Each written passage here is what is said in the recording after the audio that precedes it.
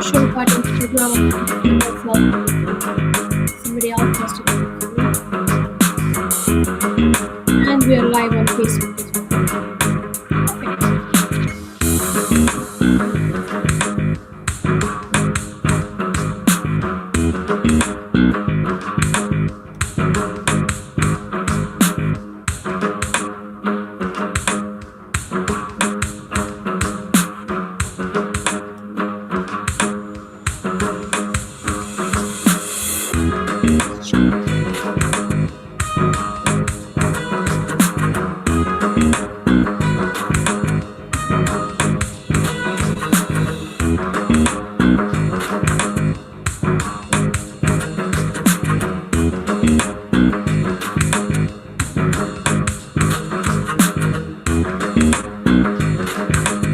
Okay, hi Rafia.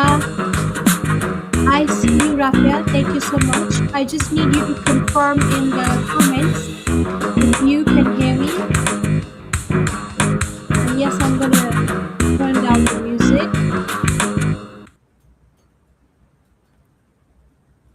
Okay. Let me know, Rafia, in the comment if you can hear me.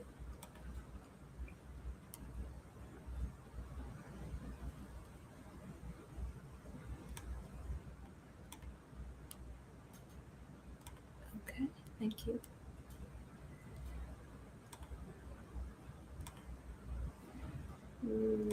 Right.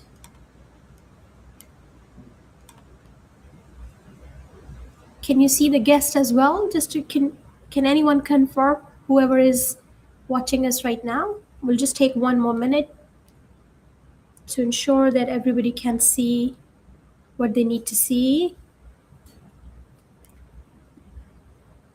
And I'll hit the record button because I don't want to forget that. Recording in progress.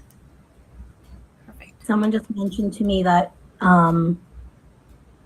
you're frozen on their LinkedIn. Maybe internet, but obviously we can see each other. That means maybe they just have to click on that same link again. I think that would help. Yep.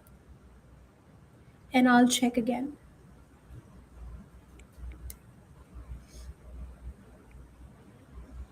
Hi. This is Mr. Midhat. I hope I'm saying it right. He's here. I can see him already. We can see Rafia. We can see Shabana. These are the people who are joining us from different channels. Hello, everyone. Good evening. Yes, we're just testing. And I ask for one more minute because I want to make sure everybody can see us.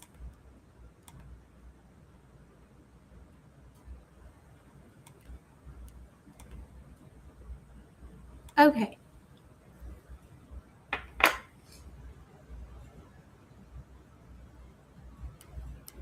Right, everyone, we're going to start right now. And I'll just share the screen again because I think that's where the problem is. Okay. And if everybody can confirm if they can see us both on the screen right now, that would be great. Me and my guest. A lot of people are telling me the video is frozen. Yeah, that's why I unshared and I shared it again. So maybe just give us like 1 or 2 more seconds. Yep, I can see it moving now.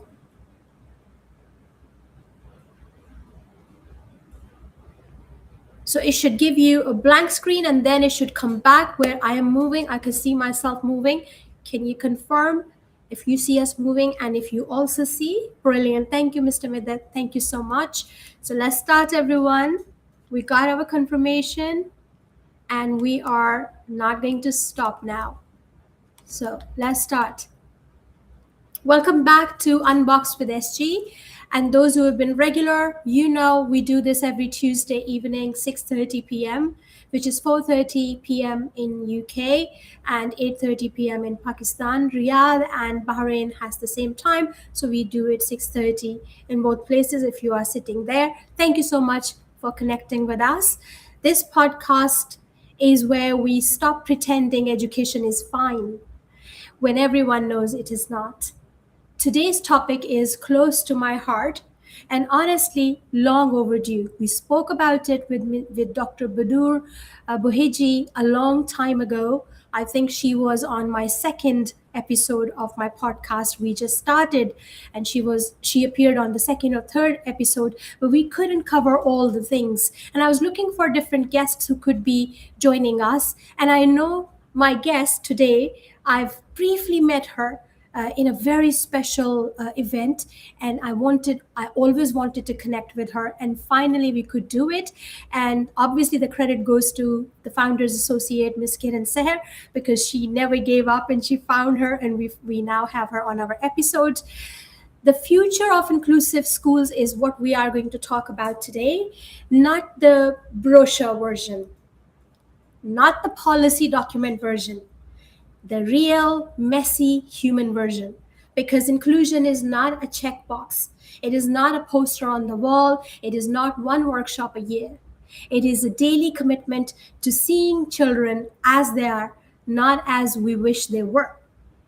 And today, I'm not sitting here with a perfect system expert.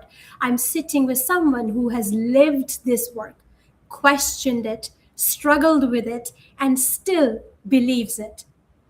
Catherine, welcome to the Unboxed Living Room. Thank you. Thank you for having me. I'm so excited to be here. Catherine is the strategic leader. She has been in Bahrain for a long time now. I would want her to introduce herself in detail because I know that there is a wealth of experience that she's bringing to this conversation. This conversation is only going to last for 40 minutes, but whatever she has lived, whatever she has experienced, she's going to share, obviously, everything unfiltered, because that's what we're doing here. So, Catherine, would you please reintroduce yourself and let us know what are you bringing on the table? Yes, thank you again for having me. My name is Catherine Montera, and I have 15 years of experience. 15 years of experience in education, specifically special education. I started my journey in New York City at an all-girls public school where I taught middle and high school English and taught English and special education in a very, very diverse classroom.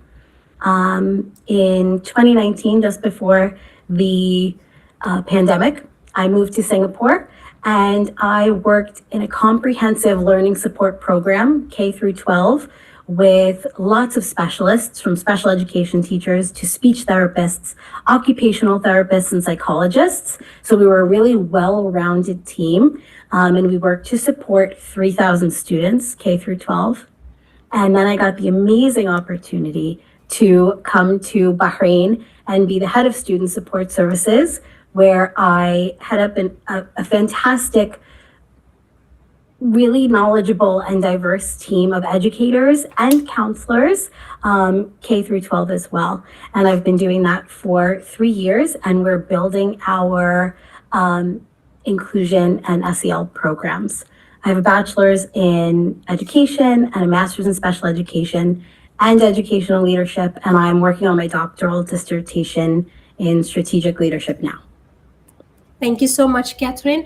And I need to wear my glasses, everyone, because I want to acknowledge all the names that I can see in the chat. And obviously there are more people joining us, but obviously they didn't make a comment until now. So I don't know who they are, but I'm very quickly going to acknowledge everybody I can see in the chat right now. So we do have RMG, we have Rafia, we have Mr. Midhet, we have Isabel, we have Donna, we have Derek, we have Jen, and let me see if I'm missing anyone. Rafia and Sarah and Annie. So we can see all of you because you just made a comment from one place or another, but I can see you are here. Thank you so much for joining us. And the ones who didn't comment until now, let me know. This is how it works, or if you're joining for the very first time, I can see your comments, but I won't be able to see who is there on YouTube or who is joining from LinkedIn. I won't be able, because I'm monitoring it from one channel only. And if you're interested, I can tell you this is Restream. Amreen Saeed, hello. And what I'm going to do, I'm going to read your comment. If you'll say hello, if you will just make sure that you ask questions when you want to ask question, that would be excellent, because I'll be able to then see it from the comments. Okay, so thank you so much, Lee, for joining. And let's start. Let's start with the big truth here. Inclusive education sounds beautiful, but in reality, many schools are still not built for difference. They're built for compliance, uniformity, for control, and the children who think differently, feel deeply, move differently, or learn differently, they are the ones who feel it first.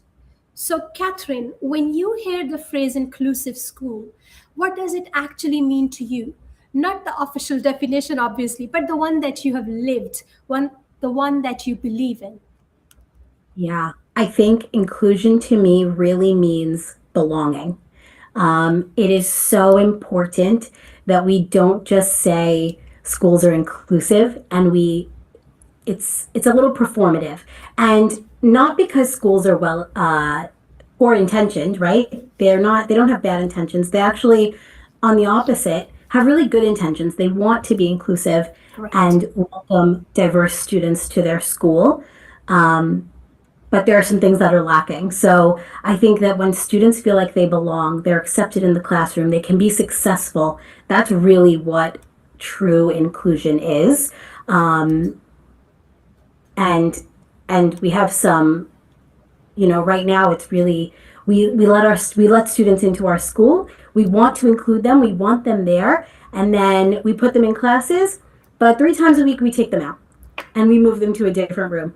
And that is not really inclusive, right? That's okay for a very few number of students, but for the majority, there are ways for them to be included in the mainstream class every single day without needing to be pulled out to get the support that they need. True. Catherine, because too many children are still learning how to survive school instead of enjoying learning, and parents, let us be honest, they're exhausted. They're fighting for assessments, for support, for understanding, for dignity. So today we're not selling dreams here. We are unpacking realities.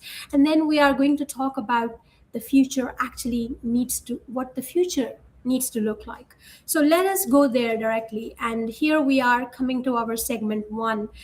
The title of our segment 1 is The Reality Check, where inclusive schools are failing.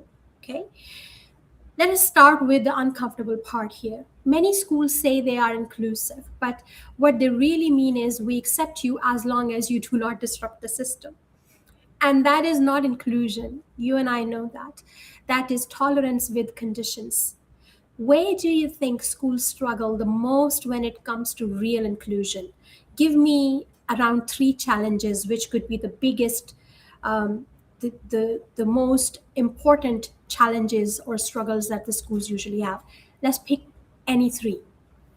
Yeah, I think that the first and most important one is systems. We don't have systems that match what we want to do. True. So building from systems up is where we really, really need to start. I also think that we're still on our journey of understanding what true inclusion looks like. And so most schools believe that they're inclusive. And that is part of the problem, right? We equate inclusion with access. So we let the students in and they're included. But we have to really, again, look critically at that sense of belonging and how our students are participating in class and surviving school, like you said, and really thriving. I think the next one is teacher preparedness. Really thinking about how we're setting our teachers up for success.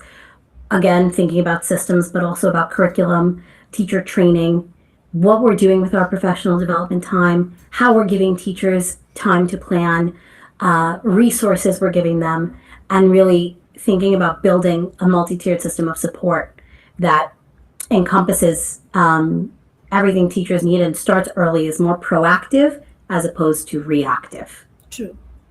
That is so true. Catherine, we label before we listen, and then we wonder why children shut down, act out, or disappear emotionally. Let us talk about classrooms for a moment. You did mention teachers training, you did mention professional development, you did mention systems and support. But when it is same seating, same pace of curriculum, same expectations for all the children, same assessments, but children are not the same, how can the outcome ever be same? What is your um, suggestion? How can the schools bring in that different pace? Because that's the most important thing when it comes to inclusive education. We're talking about indirectly, obviously, accommodation and adaptation, or we're talking about modifications here, but we don't usually see them in practice in schools. What is your take on that? Yeah, what I think about when you say that is UDL, Universal Design for Learning. Brilliant. And I think most teachers plan for the middle, right? And they hope everyone fits that middle. Correct. And then they wait for kids to fail. However, if we shift the way we plan and we think about what we're really talking about here is learner variability, whether they're labeled or not, right? Every kid is coming in with a different level of understanding of algebraic equations or phonics or whatever we're talking about. And so if we plan for that learner variability from the start and we think about it proactively before we step into the classroom in front of our students, that's our tier 1 work. That's our basic. Then we're going to meet so many more kids where they're at, and we're going to reduce the number of referrals, therefore the number of labels, because kids will have the ability to be successful if we just make little tweaks in our lessons and our planning. Thank you for saying that, Catherine, because I've got a comment here. Let me read it for you. But in the meantime, I'll also say hello to Soha, if I'm not wrong in saying the name, and Tamara and Amreen Saeed. So Amreen Saeed is saying no training of the mentors and facilitators. They're not aware and equipped with what is needed in inclusion classes. You're absolutely right, Amreen. We completely agree with you. And that's what we're pointing out here. But if you listen to the last part that Catherine was sharing, she was in fact very politely sharing a tip for the teachers. She was talking about the level 1 or category 1 of instruction. So pay attention. You will find some solutions in this conversation, I promise you. But if you don't ask questions, we will have the last 10 minutes for your questions, and we would love to answer. I'm sure Catherine would love to take some questions as well. So thank you for participating, everyone. Let's move to the next one here. We are talking about teachers. Amreen was talking about teachers, and Catherine, you talked about teachers as well. Teachers are burned out because they are asked to meet impossible expectations with limited resources. They are told to differentiate, but not given the time to differentiate. Differentiation does need time. Planning of differentiation also need time, but also executing the actual differentiation in the classroom does need time or support. They're told to include, but not given the training. They are told to care, but not given the capacity. So inclusion becomes another pressure point, not a purpose. And that makes people burn out. So I know we spoke about teachers here, and you gave that little tip. I'll hold on to that. But wherever, Catherine, you feel you wanted to give another tip to the teachers, because there are teachers connecting with us, there are school leaders connecting with us, please feel free to give suggestion. I know you have actually implemented inclusion or inclusive model in your school, in your current school. I've heard about it, obviously. So and it's working well for your school and for your students, because students obviously are on the top of our concern here. So if you want to share anything very quickly, please do share it with the teachers who are listening to add comfort to their anxiety at the moment. I think teacher burnout is real, right? We feel like we have so many things to do, and here there's deadlines, and there's this report, and I have to submit my lesson plans, and I have to meet the needs of 24 students in my room, and it's a lot. So I do think, it's not about them being resistant to doing the work. I think it's the lack of the tips and the small changes, like you said. So really right now we have to focus, and I want to talk to the school leaders maybe about teacher well-being. There's a huge shift internationally to focus on teacher well-being, and all of the research points to that the more we focus on the time we give our teachers and how we take care of our teachers in different ways leads to more success, teacher retention, and better output for our students, which is the ultimate goal, right?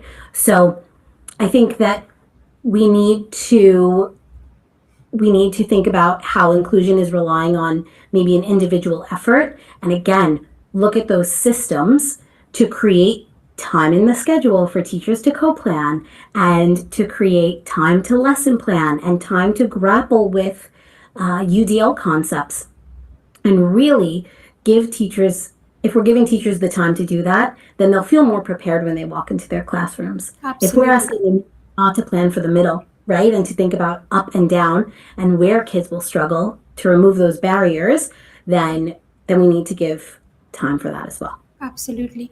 And here you mentioned something, Catherine, which I want to hold on to. And no, we won't discuss it in detail, but I want to, the investors behind the schools, the ones who spend money on it, the ones who are going to, I don't want to say that their only intention is to earn money. Obviously, it's a business. If it's a private school, if it's for profit, then obviously it's a business. But again, especially when we're looking at cost effectiveness for investors, could you please look at the timetable from the perspective that the teachers actually do need periods to plan, and teaching 5 periods out of 6 or teaching 6 periods out of 7 periods a day is not leaving them with that time that you're thinking of. And no, it's not a 24/7 job. Excuse me, it's not. It's an 8 hours job, and the teachers should be given that planning time within those 8 hours. I wanted to say that, and thank you, Catherine, for making that point of timetabling. And very quickly you mentioned indirectly the teachers need time to plan for it, and they need to time with their colleagues to co-plan, not just plan in isolation, especially when it comes to children with special needs. We all know that the teams work together, only then it actually does make a difference. So great point. And this is what Derek is saying as well. I'm going to quickly read aloud his comment. Great point, Kat.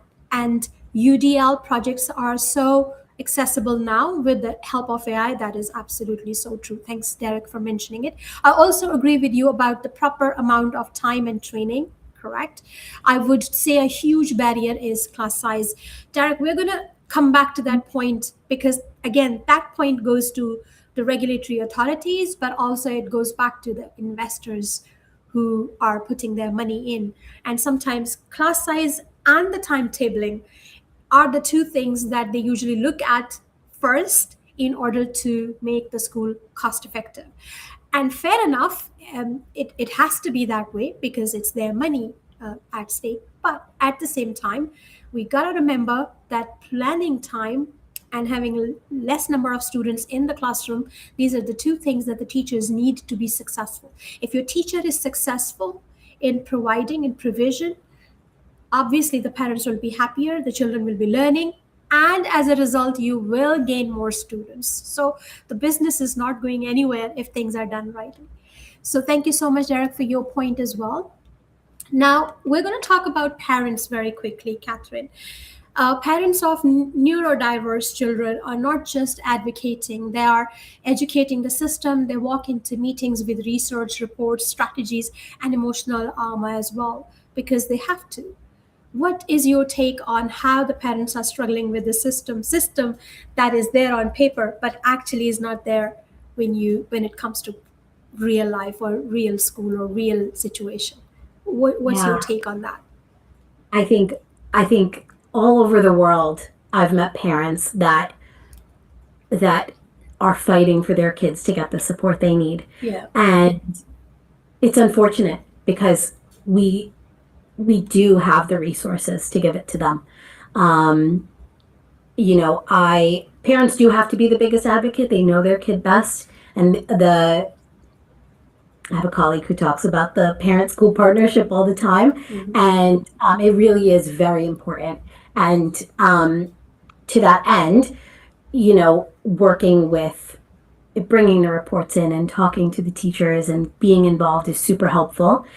And when the system doesn't work, it's really frustrating because your kid can be successful, and that's the goal, right?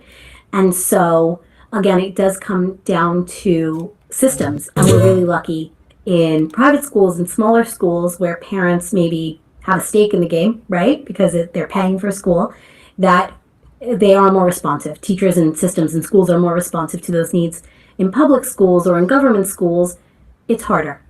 Sometimes these things fall on deaf ears, or there's just not the resource, again, because of the system, either the district or the school has in place.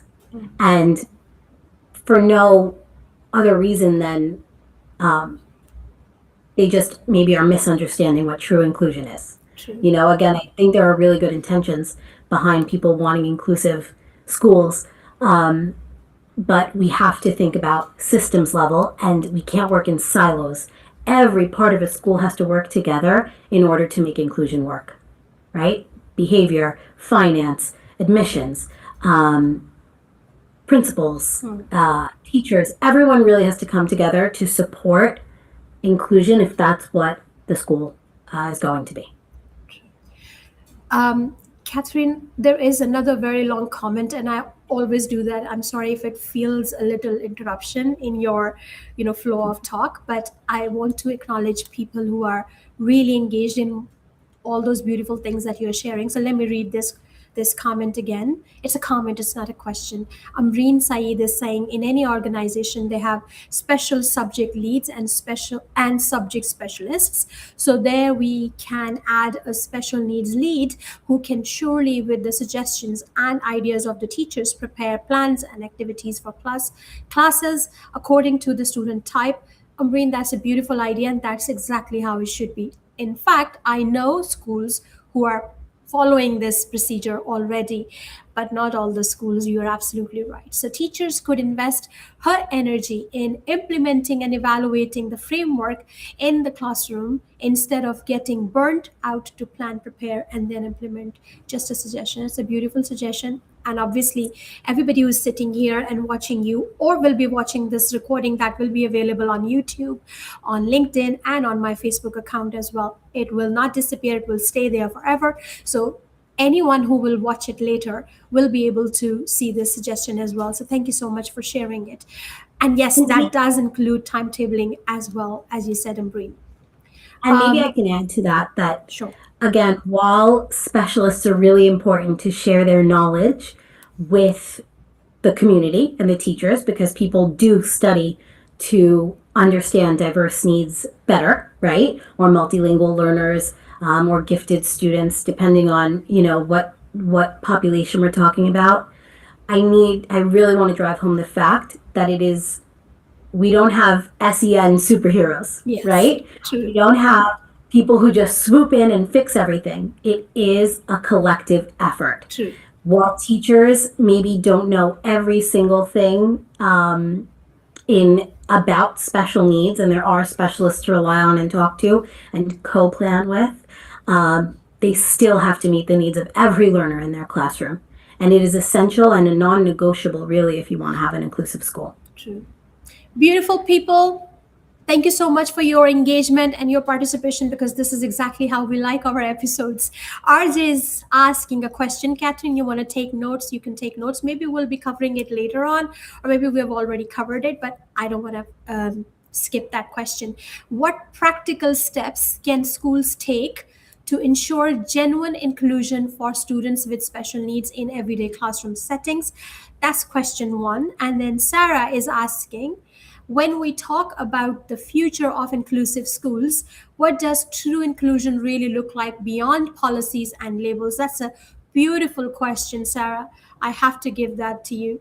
And we will come back to your questions because remember, we only did our segment 1. We still have our 2 more segments to go. So da da da da. We are moving to our second segment right now, and the label of the segment is what real inclusion actually looks like. So that will answer some of your questions, Sarah and Rafia. And if it didn't, I'll go back and I'll ask you if I did answer, if Catherine did answer your questions, and you can say yes or no, and we can certainly provide some more tools for help. Now let us shift the energy because complaining without solution is just noise. So what does real inclusion actually look like in practice? No perfection, no fantasy, but real human workable inclusion. Catherine, what changes when a school truly commits to inclusion? What changes do you suggest will be seen in the school system? And that's actually Sarah's question as well. That's why I was saying we will definitely answer that. So over to you, Catherine. Okay, so I think that if a school is going to embrace inclusion, we have to start with policy and the top down, right? It has to start at the top, and people have to be bought in and on board and willing to make the true policy changes that are needed in order to have a truly inclusive school. Inclusion is not an add-on. It's not an SEN department, right? A shiny small group room. Oh, I'm so happy. I'm so happy you said that. I am so happy you said that. Inclusion is not your SEN department. Thank you for saying that. Brilliant.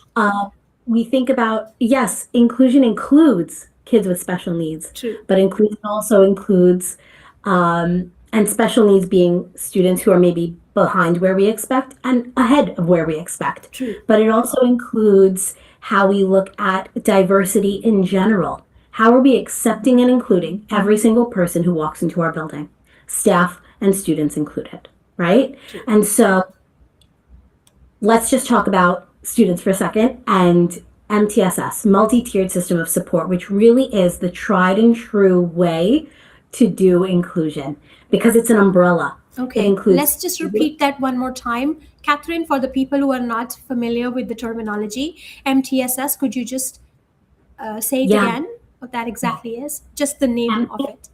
Yeah, MTSS is multi-tiered systems of support. Right. And it's a triangle. And so tier 1 is all of our students, right? Tier 2 are some of our students, and tier 2 are a few students, okay? But it's an umbrella. It includes behavior, it includes social emotional learning, and it includes the classroom, the curriculum, special needs, okay? And so how we address all of those things fall under this umbrella. So a school has to commit to doing MTSS in order to do real inclusion, right? That's belonging work in advisory classroom. That's team building. That's leadership opportunities. That's a clear behavior plan with restorative practices. And then when we're talking about special needs, that looks like really strong tier 1 classroom instruction. And if we do those things and we put systems in place to be able to do those things in terms of timetabling and putting students in the right classes and adopting UDL and differentiation, then our tier 1 will strengthen, our tier 1 instruction will strengthen, and after about a year, we'll start to see real improvement.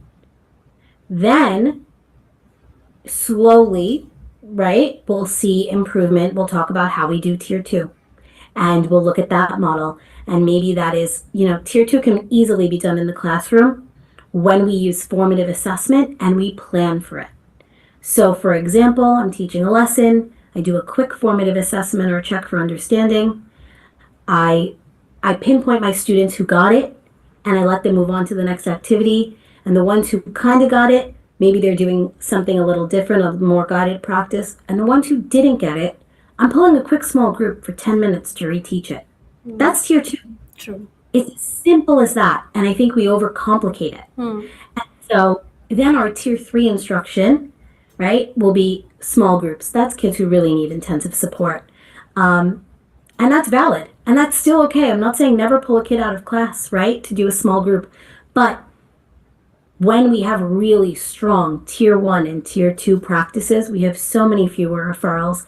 Kids feel like they can be successful in class. They're not lost. We have fewer behavior problems. There's a sense of belonging. And so we start to see shifts. And eventually, once we've done MTSS for some time, we start to see a culture shift in the staff and the students. And that's when your school is the utopia of belonging and inclusion. And it takes a lot of work, and it's not easy, and you'll be in the messy middle for Absolutely. years. And it takes time. It's not So a much. quick fix when it comes to inclusion. You're so right. And for all our listeners and people who are watching us, let me tell you, when Amreen, you said professional development, Sarah said professional development, and then I heard Rafia's question had support and what kind of mechanisms and all that.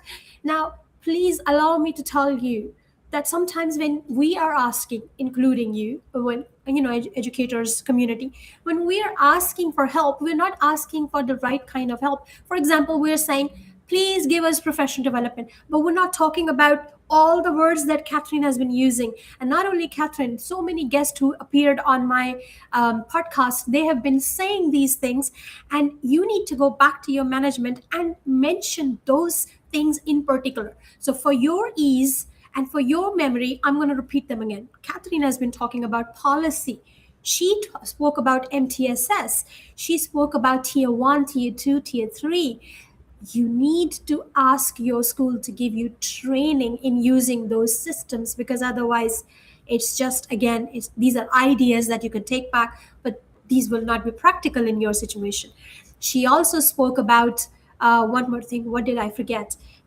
She spoke about tier 1, 2, and 3. UDL. How could I forget that? So if you don't know what UDL is, if you have not read about it, universal design, you need to go back to your school and ask them to give you professional development. By the way, UDL is not very easy to grasp. So if this is your first time looking into UDL with your school, you might actually need a series of workshops and not just one workshop. So all of these things you have to make notes of. This is how you'll reach where you want to reach. But if my guests come here, they give you all those ideas, and you go back to your school and say professional development on inclusion, that's a very vague term, and they don't know what you need and you don't know what you need. So always pick these terms, these ideas, these tools, these techniques, these strategies that are being discussed. And she has been speaking about nothing else but those techniques. Like, if you know how to use tier 1, tier 2, and tier 3 support system in your classroom, or pull-out sessions, and when pull-out sessions need to be happening, trust me, you'll be fine. You'll love doing inclusion. You'll love experiencing differentiation. And this, I think this is what I can repeat for you. Let me just read some more comments here.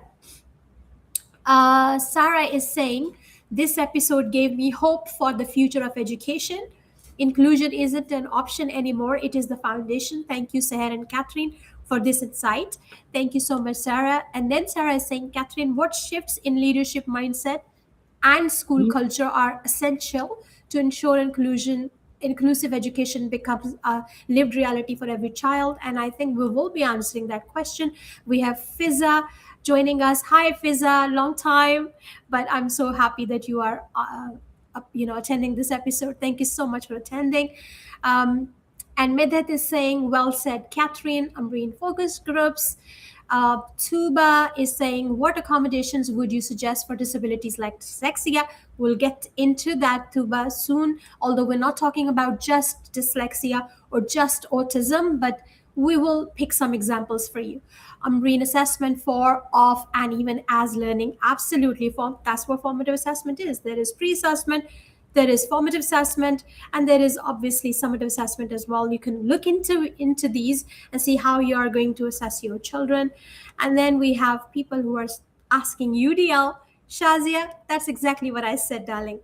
Go on ChatGPT, use it for your benefit, and see what UDL is.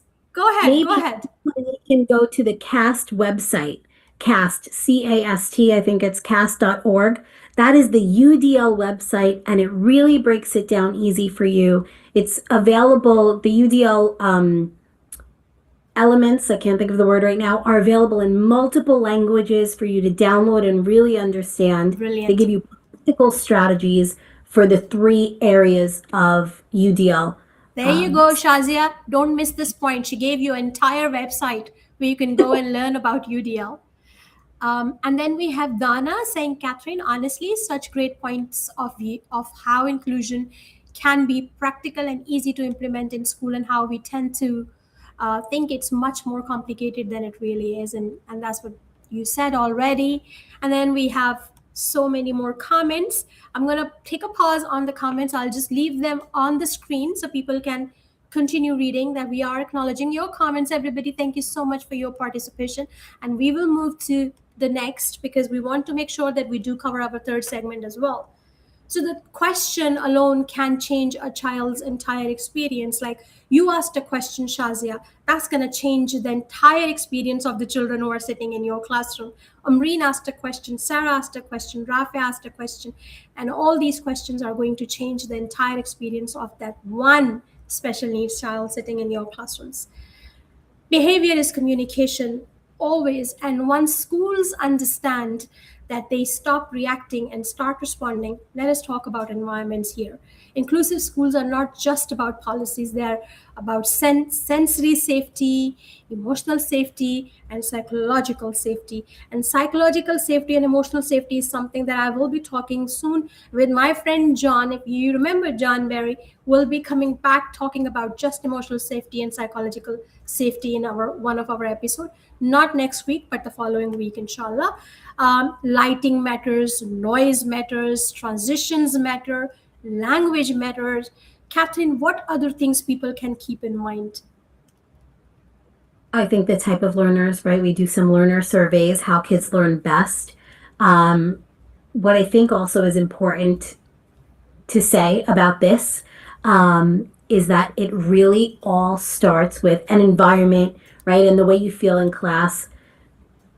It all starts with the teacher and the school and the admin and every person in that building's belief system. If you have someone, or your teacher or your admin or somebody believes that all students cannot learn, True. Then you have a breakdown. True. You really need to believe that every child in front of you has the capacity to learn. Maybe not in the way you're presenting it right now, but they have the ability to succeed. Beautiful. Then that's like that's the core found of belonging. Then and only then will kids really believe that they can do it as well.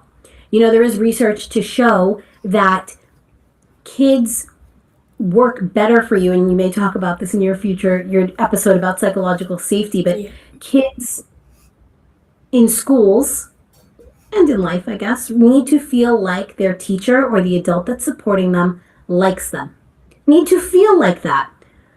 The reality is some kids are really hard and we struggle, right? But if every kid that walks into your room and sees you believes that you like them, you care about them, you want them to do well, you know they can do well if they applied themselves a little bit more, then you're going to have a different experience.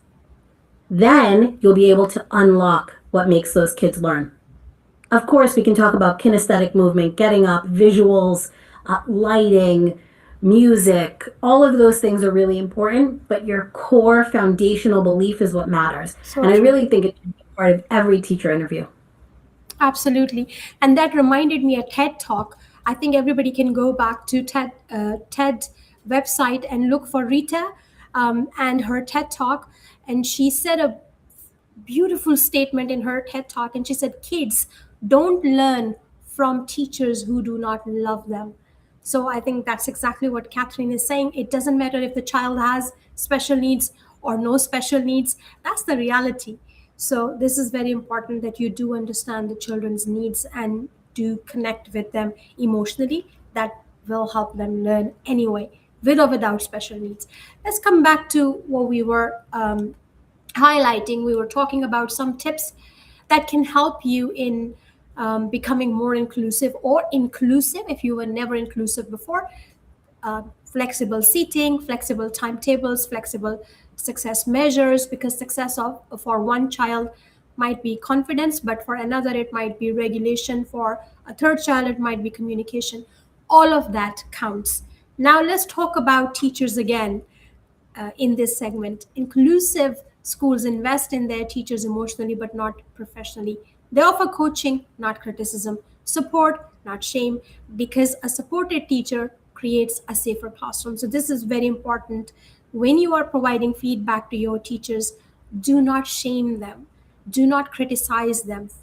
Feedback is art as well, and I believe Catherine will agree with that. So when we're talking about teachers' emotional safety, Catherine, what do you think the school should do to make teachers feel safe?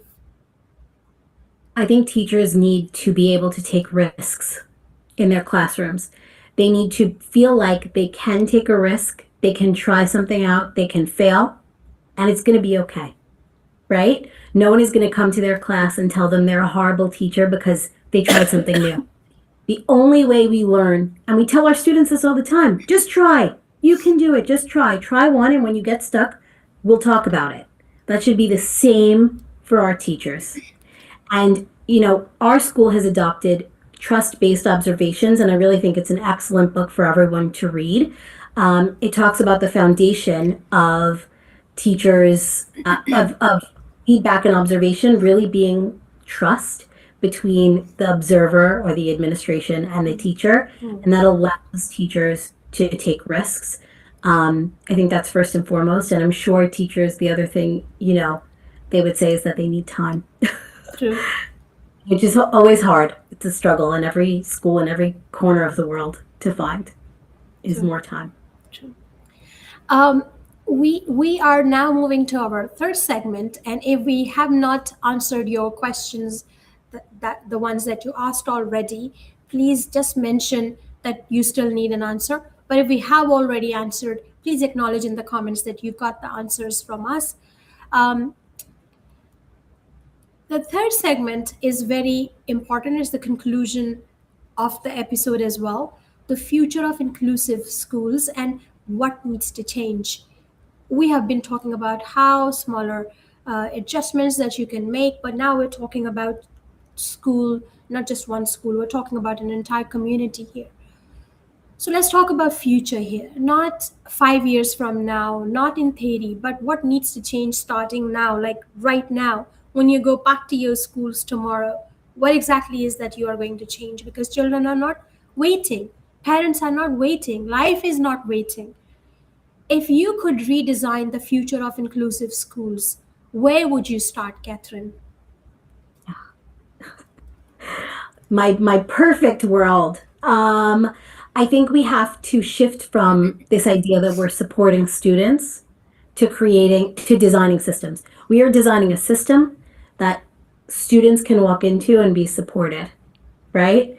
And again, that looks like starting from the ground up, right? Can we re-envision, and that's a long way down the road, right? But can we re-envision the way our school approaches inclusion? What are we doing to shift the culture to make teachers realize that every student belongs in their classroom? And we can't have individual heroic teachers or our catch-all department where we just send kids when we don't know what to do with them. We have to make a system that fits these kids, especially if we're a private school and we're accepting them. Even more importantly, if we're a public school or a government school and we have them, they're coming to us, right? And we have to be ready to embrace them and teach them. Because again, every kid deserves a dignified life and education experience. I think professional learning must be ongoing and embedded. One-off meetings about a certain kid are great. They're really important. And we need to be talking about how we change learning for all of our kids, right? What are the small changes we can make that will transform our classrooms? Whether that's engagement tools or UDA, just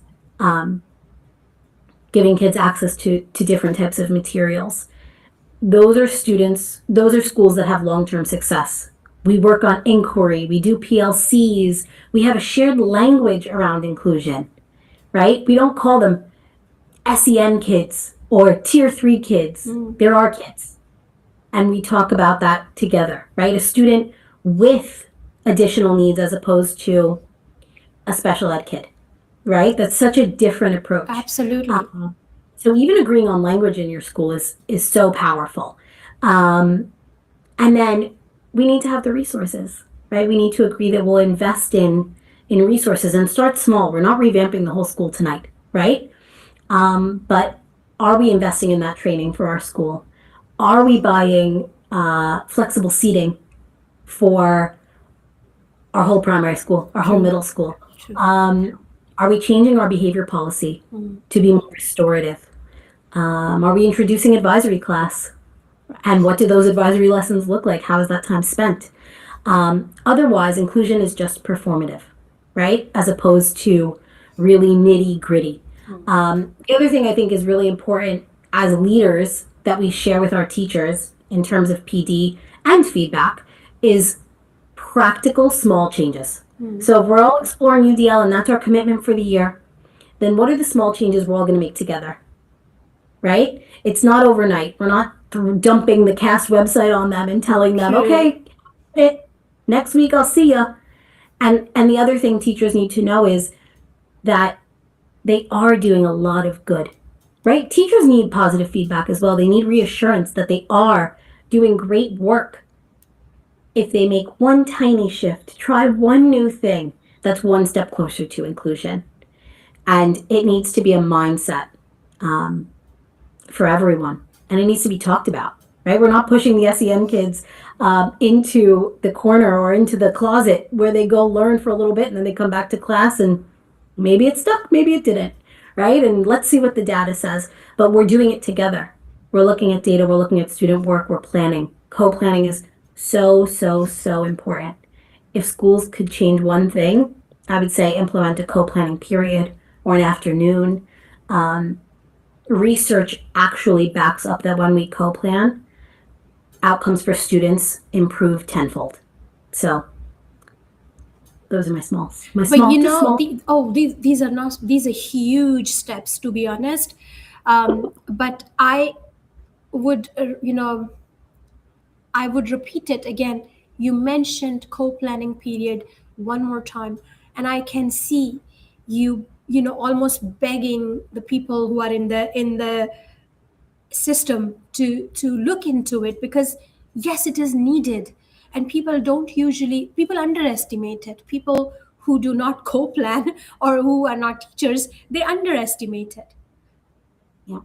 And again, there has to be some follow-up, right? If we have co-planning, we can't just say we have it and then it happens, it doesn't happen, it's casual, whatever. It has to be required, it has to be documented, it has to be followed up True. on. So true. That's the only way it will actually work. Because inclusion is not just an educational skill, it is a human skill. We also need leadership that understand inclusion. And you did talk about mind shift and mindset, which I believe in one of the questions Sarah was asking us. So here is your answer, Sarah. It's not just approving it, but it's actually making shifts in your own behavior and taking action based on that. Leaders who listen to students, who trust their staff, who prioritize well-being over appearance. And let us talk about technology for a moment. AI, assistive tools, personalized learning platforms, these can support inclusion if used ethically. But tech must serve children, not replace connection. That's not why we want to use it. Sure, go ahead. Is yes, we need to redesign systems and we need to really be committed as a full school. And the first question maybe we can ask ourselves, both as teachers in the classroom and as leaders, maybe at a leadership meeting, is critically looking at our system or our classroom, right? Or our lesson. Who is this working for? Who was this designed for? Who does it work for and who doesn't it? And when you find out who it doesn't work for, that's where you start. That's your pain point. That's where you begin shifting systems. And Absolutely. when you ask that question is when you can really discover, we can give you tips for days about inclusion. I've done it a million times, but that's not what we're talking about here. I think everyone needs to think critically and be self-reflective and say, okay, who did I design this lesson for? Who will it work for? Who won't it work for? That's where I start. Absolutely. And finally, we need a cultural shift as well. If we only think about schools making shifts, leaders making shift, but not parents, not the community, it will not work, because there is a big part of community that still doesn't believe in it. So yes, we need to have a community shift and a cultural shift as well. We need to stop celebrating perfect students and start celebrating authentic students. We need to stop asking kids to fit in and start creating spaces where they belong, because belonging changes everything. So, Catherine, we are almost at the closing point of our podcast. Is there anything that you want to still mention to anyone? And we can look at the questions again or the comments again, because I didn't read a few questions or comments for some time now. Okay, so we have a lot of agreements here, which is brilliant. We have people praising you, Catherine, for your honest, unfiltered, but passionate strategies and discussion that you have had with me. I can see a lot of positive comments coming here, and I do have a beautiful comment here that I believe as a whole mainstream school, they should assess the teachers as well. Some teachers are willing to handle SEN students. However, they're not ready for the challenges outcome the students will show. So we need to have some clarity there. That is absolutely correct. We then have, I totally agree, the child needs to be with a teacher they like and trust, or who likes them. This point is often neglected when schools appoint totally mismatched shadows to students. Oh, that is actually that's correct. Mr. Medhat is saying, I can't agree more with Catherine when she spoke about the buy-in from every stakeholder. Correct. Absolutely beautiful comments, everyone. Thank you so much. Catherine, any last statement, anything that you want to suggest or advise to all our listeners sitting here? Yeah, I think that inclusion is big, right? It's big and small. Getting there seems like we're climbing a mountain, but really it is small steps every day. It's a change in our belief. It's having the right people on your team that share your belief that every kid can learn, that inclusion is possible, that every kid belongs no matter who they are, where they're from, what they look like, what they believe. I think that every kid is good, is really good inside, and not inherently naughty. And so starting with your team, your grade level team, your section team, thinking critically about the small shifts we make, that coupled with admin buy-in, talking about it all the time, and being willing to make shifts in some policy or some system to try something new is really how you're going to breed full utopian inclusion, where every kid wants to come to school, has the ability to do well, and can really succeed. Beautiful. Beautiful. Catherine, this conversation was not about fixing children, it was about fixing systems, and you absolutely nailed it. You shared all those practical ideas that people can take back to their schools and can talk to their management about those ideas and those techniques, those strategies.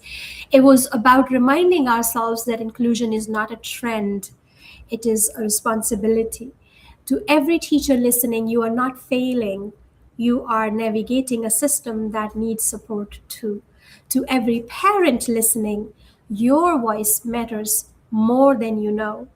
And to every student listening, you were never, never the problem. You were the message. Thank you so much, Catherine, for bringing your honesty, your heart, and your wisdom into this space. Thank you so much for having me. I really appreciate it. And to our Unboxed family, stay curious, stay brave, and stay human. because the future of education is not about perfection, it is about compassion. Until next time, thank you so much. Take good care of yourself. Good night.